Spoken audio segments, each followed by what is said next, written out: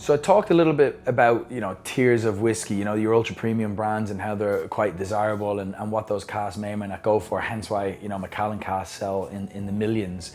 But down the other end of the spectrum, some to obviously be careful of as well is, your commercial facilities that just make whiskey and only sell it in cask.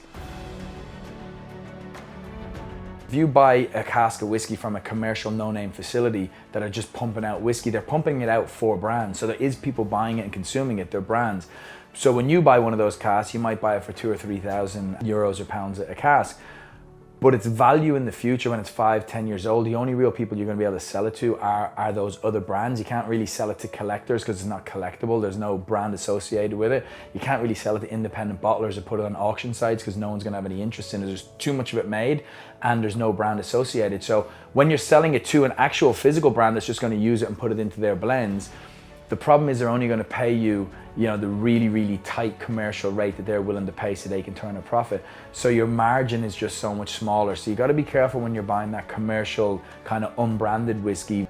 Difference between the high-end premium brands and sort of your everyday drinkers is in terms of the production, in terms of the volume of bottles that they produce. It can work either way for you. If you look at brands like Macallan, Dalmore, Laphroaig, Bowmore, for example, they're very popular globally, so they can really push out a high number of bottles. You're looking at between 10 to 20,000 in a batch, where specifically if you look at something like Springbank, it's going to be a much smaller batch, around about 5,000 to 6,000.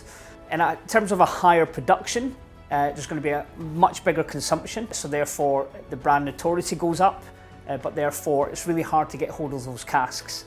But on the flip side of that, in terms of bottles, if you're looking at a small batch distillery, again, the consumption is going to go much faster, so therefore scarcity still plays a part. The thing is, you can't get casks in Macallan now. You can't get casks at Dalmore. They're not around, right? These ultra premium brands, these high-end premium brands are just very hard to get casks of.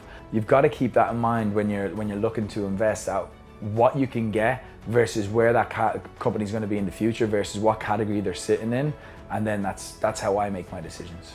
The one thing that makes anything valuable is scarcity, and if there's anything that can leverage that, be that in terms of how many bottles are produced from that particular brand, if there's anything less than 4,000, that's absolutely fantastic. That's what you should be looking at.